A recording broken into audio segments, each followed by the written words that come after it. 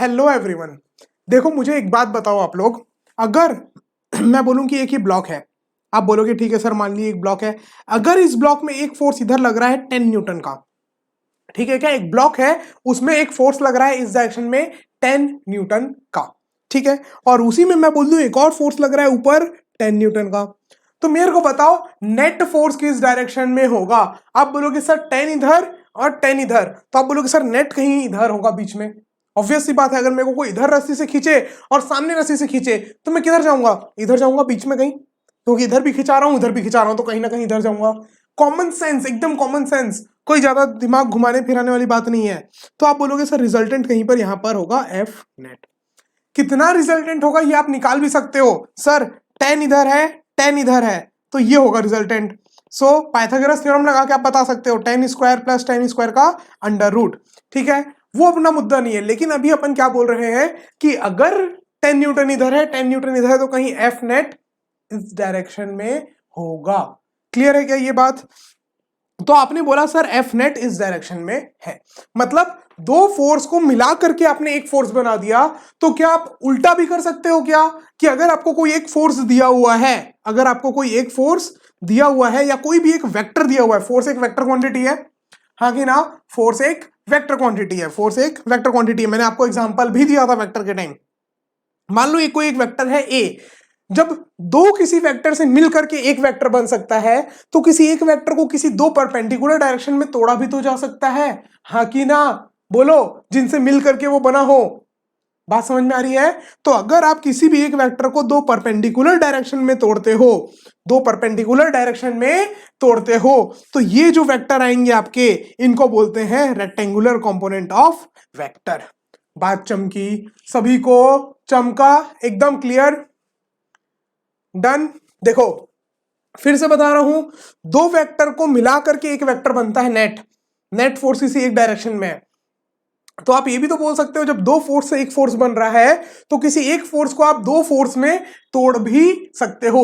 वो जो टुकड़े हैं, वो जो टुकड़े हैं उस वेक्टर के, उसको बोलते हैं अपन कंपोनेंट, उसको अपन क्या बोलते हैं, कंपोनेंट। अब सर इसमें रेक्टेंगुलर क्यों बोलते हैं, वो देखो, इतना चमका सबको, सबको चमका, ये इतना लिख सकते हो, चमका सभी को। अब देखो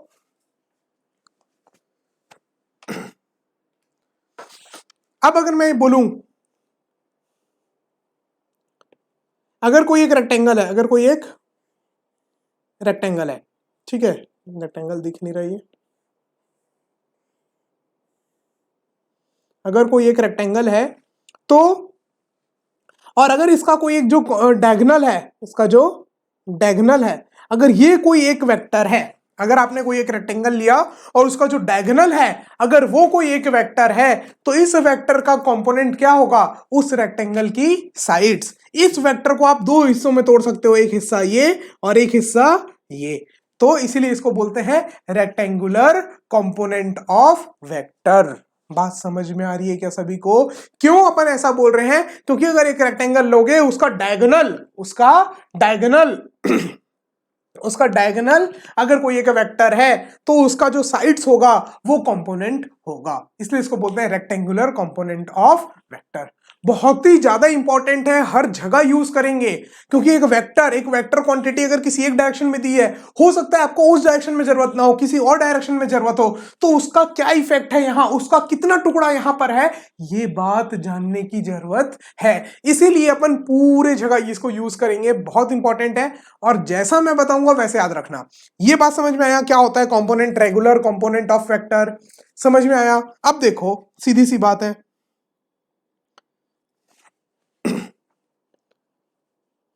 सिंपल सी बात है। अब देखो ये ट्रायंगल देखो, यहीं पर दूसरा नहीं बना रहे, ओ ए बी, ये जो आपका, और ये मान लो सी, ओ सी जो वेक्टर है उसको मैं ए बी के बराबर बोल सकता हूं। अरे भाई रेक्टेंगल में अपोजिट साइड्स बराबर होती हैं, एक रेक्टेंगल में अपोजिट साइड्स बराबर होती हैं, तो मैं बोल सकता हूं ये वाला जो कंपोनेंट है वो इस कंपोनेंट के बराबर है, ठीक है। या आप ऐसे भी बोलो, एक वेक्टर को आप पैरेलली उठा करके कहीं पर भी रखोगे तो कोई फर्क नहीं पड़ेगा।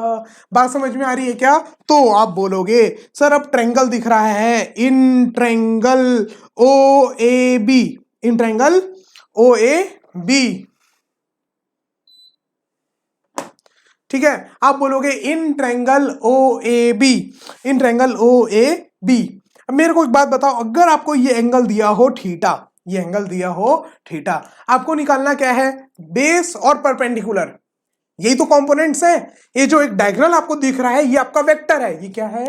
वेक्टर। बताना मत ये क्या है किसी को, ये क्या है? वेक्टर। और ये जो साइड है और ये जो साइड है ये क्या है? आपका कंपोनेंट। तो आप बोलोगे सर कंपोनेंट ही तो चाहिए। सर ये जो ट्रायंगल दिख रहा है यहां पर ये वेक्टर है ए, ये और ये चाहिए, ये और ये चाहिए, ये एंगल है थीटा। ठीक है, मतलब अगर आप बोलोगे सर बेस और परपेंडिकुलर चाहिए, हाइपोटेनियस और थीटा दिया हुआ है, हाइपोटेनियस दिया हुआ है कोई भी वेक्टर ए और एंगल दिया हुआ है थीटा। डन, क्लियर है? तो देखो अब एक बात बताओ, बेस और हाइपोटेनियस के बीच में क्या रिश्ता है, क्या रिलेशन है? बताओ, आज मैं जानना चाहता हूं बेस और हाइपोटेनियस के बीच में क्या रिश्ता है। तो आप बोलोगे सर कॉस थीटा का रिश्ता है। Cos theta is equal to, cos theta is equal to b by a, cos theta is equal to b by h, और एच क्या है आपका? ए। तो आप बोल दोगे सर क्यों टाइम वेस्ट करना, फटाक से लिख दो ए कॉस थीटा, बी को आप लिख सकते हो ए कॉस थीटा। मतलब अगर ये एक वेक्टर ए है तो इसका एक कंपोनेंट होगा ए कॉस थीटा। क्या होगा? फिर से मेरे साथ बोलो, ए कॉस थीटा। वैसे ही अगर आप बोलोगे तो ये आपका परपेंडिकुलर है और ये आपका ए है, इन दोनों के बीच में रिलेशन, अरे भैया इन दोनों के बीच में रिलेशन, आप बोलोगे सर इन दोनों के बीच का रिलेशन है साइन थीटा, साइन थीटा होगा पी बाई ए। तो आप बोल दोगे sir P is equal to A sine theta. अपन यहां पर मैग्नीट्यूड्स की बात कर रहे हैं, डायरेक्शन तो अपन ने बता दी, दो परपेंडिकुलर डायरेक्शन। तो यहां पर ए जो आप लिखोगे वो मैग्नीट्यूड ऑफ ए का जो मैग्नीट्यूड है उसको साइन थीटा से मल्टीप्लाई कर दो, आपको दूसरे कंपोनेंट का रिजल्ट पता चल जाएगा। अब आप बोलोगे सर हर बार एग्जाम में ऐसे करके देखना है क्या ट्रायंगल बना के? नहीं, मैं सीधी सी बात बता रहा हूं आपको। देखो ध्यान दो एकदम, कैमरा इधर देखो, एकदम ध्यान दो। जो थीटा के पास वाला साइड है, थीटा के पास वाला, ये दो साइड है ना, इसके दो कंपोनेंट है, एक वन ये, टू ये, क्लियर है? तो जो थीटा के पास वाला है वो कॉस थीटा, थीटा के दूर वाला है वो साइन थीटा। ऐसे ही याद रखना है जैसे बता रहा हूं, थीटा के पास वाला कॉस थीटा, थीटा के दूर वाला साइन थीटा।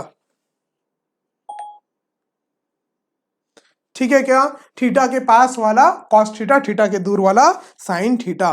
सिंपल सी बात है एकदम। मैं फिर भी बोल दे रहा हूं दोबारा एक बार, अगर कोई एक वेक्टर है तो इसके दो कंपोनेंट होंगे, एक इस डायरेक्शन में, एक इस डायरेक्शन, दो परपेंडिकुलर डायरेक्शन में। ठीक है क्या?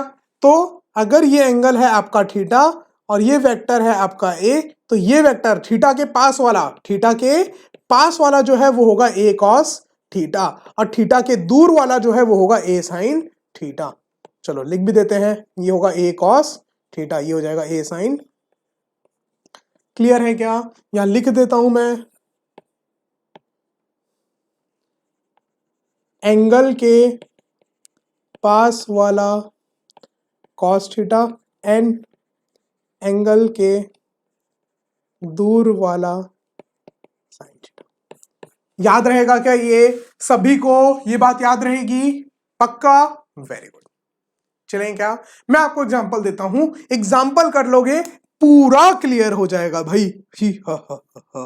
देखो सिंपल सा, एकदम एकदम सिंपल सा एग्जांपल दे रहा हूं मैं आप लोगों को। एक इंक्लाइंड प्लेन है, क्या है? इंक्लाइंड प्लेन, समझते हो ना? ऐसे इंक्लाइंड प्लेन है, ऐसे टेढ़ी। अगर मैं इसको ऐसे रख दूं तो ये मैं बोलूंगा कि ये मेरा क्या है? इंक्लाइंड प्लेन, टेढ़ा। तो अब आप क्या बोलोगे? सर इंक्लाइंड प्लेन है, ये एंगल दिया हुआ है 30 डिग्री। कितना दिया हुआ है आपको? 30 डिग्री। क्लियर है? एक सुंदर सा प्यारा सा वस्तु, एक ब्लॉक यहां पर रखा हुआ है जिसका मास है 10 केजी, जिसका मास है 10 केजी। ठीक है, ये आपका क्वेश्चन है। इतनी बात क्लियर है? एक इंक्लाइंड प्लेन है, उसके ऊपर एक ऑब्जेक्ट रखा हुआ है, ये ऑब्जेक्ट का मास है 10 केजी। इसका मास कितना है? 10 केजी। ठीक है क्या? वेट, वेट क्या होता है? आपने क्लास 9th में पढ़ा है थोड़ा बहुत, बट नहीं भी पता है तो टेंशन मत लेना इस वर्ड्स की। वेट, वेट अपन अभी फिर से पढ़ेंगे न्यूटन लॉ ऑफ मोशन में। एक्चुअली में वेट क्या है? वेट एक फोर्स है। What is weight? वेट एक फोर्स है। अपन जनरल में बोल देते हैं कि इसका वेट 2 kg है, लेकिन नहीं, 2 kg, kg मतलब मास। आप किसकी बात कर रहे हो? मास की। ठीक है क्या? और जब मैं बोलूं इसका वेट 100 न्यूटन है, तो इसका मतलब मैं किसकी बात कर रहा हूं? फोर्स। ठीक है? तो फिजिक्स में वेट का मतलब होता है फोर्स। ऐसा फोर्स जो फोर्स धरती माता लगा रही है इस ऑब्जेक्ट के ऊपर, इस ऑब्जेक्ट के ऊपर धरती माता लगा रही है। और वो कितना होता है? Mass into acceleration due to gravity. आपका वेट होता है mg। आपका वेट कितना होता है? mg। और g की वैल्यू कितनी होती है? 9.8 metre per second square. Confuse मत होना, ये सब यहां का नहीं है, ये सब न्यूटन लॉ ऑफ मोशन का है। सिर्फ एक क्वेश्चन बता रहा हूं, एकदम बेसिक सी चीज है। अगर कोई ऑब्जेक्ट है मास m का, तो जो धरती माता इसके ऊपर फोर्स लगा रही है वो फोर्स होता है mg। वो फोर्स कितना होता है? mg। तो सिंपल सा क्वेश्चन यहां पर ये पूछा गया है, और जी की वैल्यू लेते हैं। अब जनरली यहां पर 10 ले लो, कई क्वेश्चन में अगर दिया है तो जी की वैल्यू आप 10 ले सकते हो। यहां पर मैं आपको पहले ही बोल दे रहा हूं, take value of G equal to 10। Value of G is 10 meter per second square. Find component of weight. Find component of weight. Weight is a vector quantity, इसीलिए उसका कंपोनेंट निकालने के लिए बोला है। Find component of weight along the inclined and perpendicular to inclined। जो inclined surface है उसके अलोंग क्या वेट का कंपोनेंट है, और उसके परपेंडिकुलर क्या वेट का कंपोनेंट है। स्क्रीन पॉज करो और अटेम्प्ट करो जल्दी से।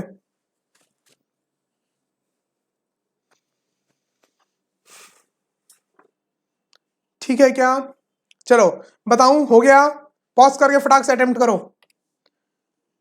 चलो बताते हैं। ठीक है।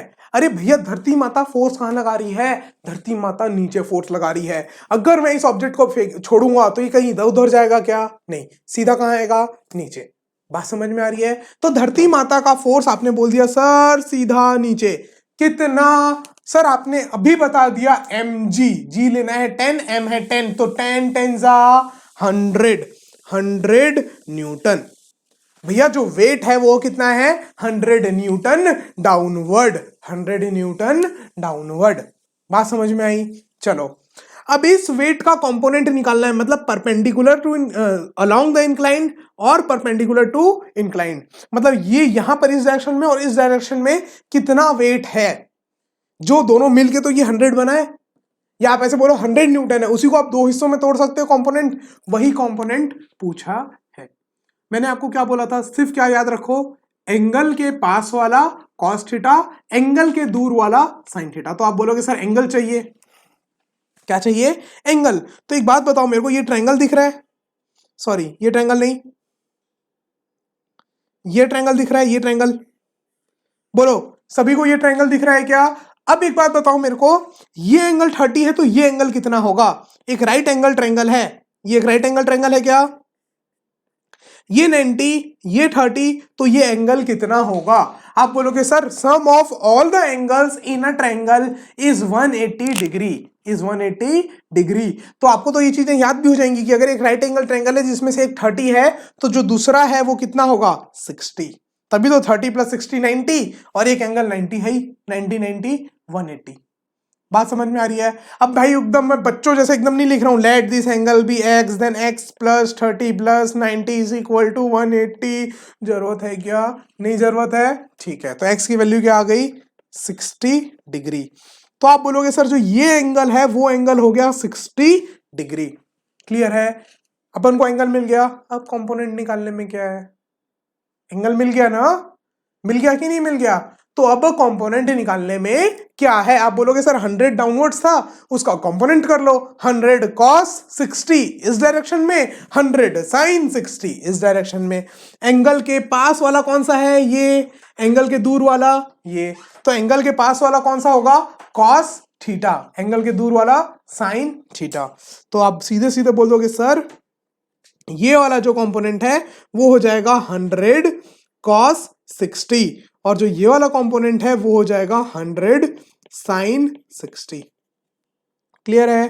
तो एक हो जाएगा 100 cos 60। cos 60 कितना होता है भैया, हाफ। याद है ना वैल्यूज, सारी वैल्यूज बताई है मैंने। और 100 sin 60, sin 60 इज √3/2, तो 50 √3 और ये 50, दोनों कंपोनेंट आ गया along the inclined and this one is perpendicular to inclined। Clear है क्या ये बात सभी को, पक्का? ये लो देख लो, ठीक है क्या? तो चलो अब देखते हैं आगे। चलो अब देखते हैं थोड़ा सा और चीजें। अगर कभी भी कोई एक वेक्टर है, अगर कभी भी कोई एक वेक्टर है, इसको आप इसके मैग्नीट्यूड से, टोटल इसके मैग्नीट्यूड से, और ये जो एंगल बना रहा है किसी भी एक्सिस से, X axis, Y axis, Z axis से, वो एंगल के फॉर्म में रिप्रेजेंट कर रहे हो, तो इस फॉर्म को बोलते हैं पोलर रिप्रेजेंटेशन। क्लियर है क्या? एकदम एकदम सभी को? चलो लिखो सब कोई। पोलर रिप्रेजेंटेशन बहुत सिंपल है, मैं ऑलरेडी बता चुका हूं आपको। अगर कोई भी एक वेक्टर को आप फॉर्म ऐसे रिप्रेजेंट कर रहे हो एंगल के टर्म्स में, कि एक वेक्टर है 10 न्यूटन का at angle of 30 degree from X axis towards Y axis, तो इस तरीके से अगर आप रिप्रेजेंट कर रहे हो तो उसको बोलते हैं पोलर रिप्रेजेंटेशन। चलो थोड़ा बहुत नोट्स जरूरी है, नोट्स बनाओ। Note, when a vector is specified in terms of its magnitude and angle which it makes with the x-axis, we call it polar representation। Clear है क्या? When a vector is specified in terms of its magnitude and angle which it makes with the X axis, we call it a polar representation. Clear हो गया ये बात? ये हो गया एक पोलर रिप्रेजेंटेशन। अब इसी वेक्टर को देखो, सेम इसी वेक्टर की बात कर रहा हूं, अगर इसी वेक्टर का कोई कंपोनेंट होगा इस डायरेक्शन में x, और कुछ कंपोनेंट होगा इस डायरेक्शन में y, जल्दी बताना मेरे को तुरंत। x डायरेक्शन में कौन क्या होगा, जल्दी। x डायरेक्शन में क्या होगा, a cos थीटा, एंगल के पास वाला cos theta, a cos theta. Angle के दूर वाला a sin थीटा। क्लियर है क्या? तो मैं ऐसे भी तो लिख सकता था इसी वेक्टर को मैं ऐसे भी तो लिख सकता था a cos theta i cap, x direction में कितना, a cos theta, y direction में कितना, a sin theta j cap.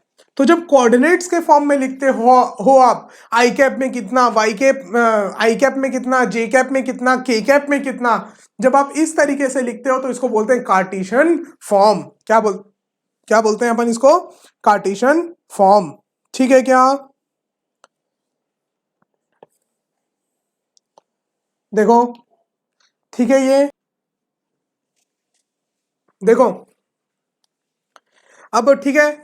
तो पोलर फॉर्म से अगर कार्टेशियन फॉर्म में करना है तो आपके लिए कोई बड़ी बात नहीं होनी चाहिए भैया। कंपोनेंट निकालो, एक्स एक्सिस में कितना, वाई एक्सिस में कितना, जेड एक्सिस में कितना, और बता दो। ठीक है क्या? चलो एक फटाक से एक छोटू सा एग्जांपल, एकदम छोटू सा एग्जांपल आपको देता हूं, एकदम छोटू सा एग्जांपल। मान लो एक वेक्टर है ऐसा, ठीक है, ये ओरिजिन है और ये एंगल है 37 डिग्री और ये है 50 metre per second square. Acceleration है मान लो, जो भी यूनिट दी हुई है 50 इस डायरेक्शन में, और वो वर्टिकल से जो एंगल बना रही है वो है 37 degree. Convert it into Cartesian form. एकदम सिंपल सा क्वेश्चन है, तुरंत करो। Convert it into Cartesian form, Cartesian form में कन्वर्ट करो। ठीक है क्या? पॉज कर लो, टाइम चाहिए 2 मिनट, ज्यादा टाइम इन्वेस्ट नहीं करने का। थ्योरी अपन को समझ में आ जानी चाहिए सारी, और फटाफट कंप्लीट करो इसको। क्वेश्चंस में मेन ध्यान देना है। क्वेश्चंस बैंक आपका बन चुका है, आपके पास अभी तक पहुंच चुका होगा साथ में।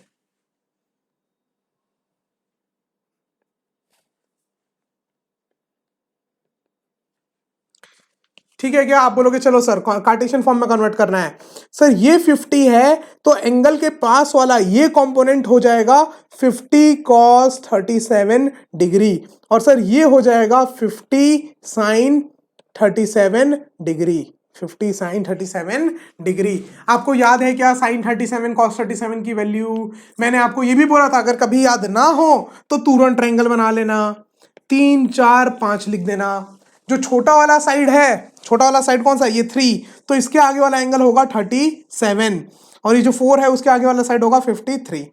अब सिंपल सी बात है, अब आपको अगर ट्रायंगल मिल गया, एंगल मिल गया, तो sine theta cos theta tan theta लिखना कौन सी बड़ी बात है? कॉस 37, कॉस का मतलब क्या होता है? Base by hypotenuse. तो अब अगर ये 37 देख रहे हो तो बेस क्या हो जाएगा? 4, हाइपोटेनियस क्या हो जाएगा? 5। तो आप क्या लिखोगे? 4/5। सो 4/5, तो 50 इंटू 4/5। ऐसे ही साइन 37, साइन 37 क्या हो जाएगा आपका? 3/5। तो आप ये लिखोगे दिस इज इक्वल टू, इस डायरेक्शन में जो है आपका, नीचे जो था वो क्या था? 50 इंटू कॉस 37 4/5, और ये हो जाएगा 50 इंटू साइन 37 3/5। आप बोलोगे this is 30 and this is 40। मतलब आप इसको ऐसे लिख सकते हो, एक्स एक्सिस में कितना? 30, तो आप इसको ऐसे लिख सकते हो 30 आई कैप। वाई डायरेक्शन में कितना? -40, क्योंकि वो 40 वाई के डायरेक्शन में नहीं है, वाई के अपोजिट है, तो आप क्या लिखोगे? -40 जे कैप। सिंपल है क्या? एकदम सिंपल। किस तरीके से आप एक पोलर फॉर्म को एक कार्टेशियन फॉर्म में कन्वर्ट कर सकते हो। अगर आपको ड्रॉ किया हुआ है एक मैग्नीट्यूड, एक वेक्टर का, एक एंगल, तो मतलब कि ये किस फॉर्म में है? पोलर फॉर्म में। इसको कार्टेशियन फॉर्म में, कार्टेशियन फॉर्म में मतलब एक्स एक्सिस में कितना, वाई एक्सिस में कितना, जेड एक्सिस में कितना, अगर आप ऐसे रिप्रेजेंट कर दो तो वो हो जाता है कार्टेशियन फॉर्म। और ये कन्वर्जन आपको आना चाहिए, जो कि एकदम सिंपल है अगर आपको कंपोनेंट करना आता है तो। क्लियर है क्या? चलो, तो अपन ने एग्जांपल भी कर लिया इसका। अब नेक्स्ट क्लास में करेंगे अपन एडिशन ऑफ वेक्टर्स। ठीक है, बाय बाय।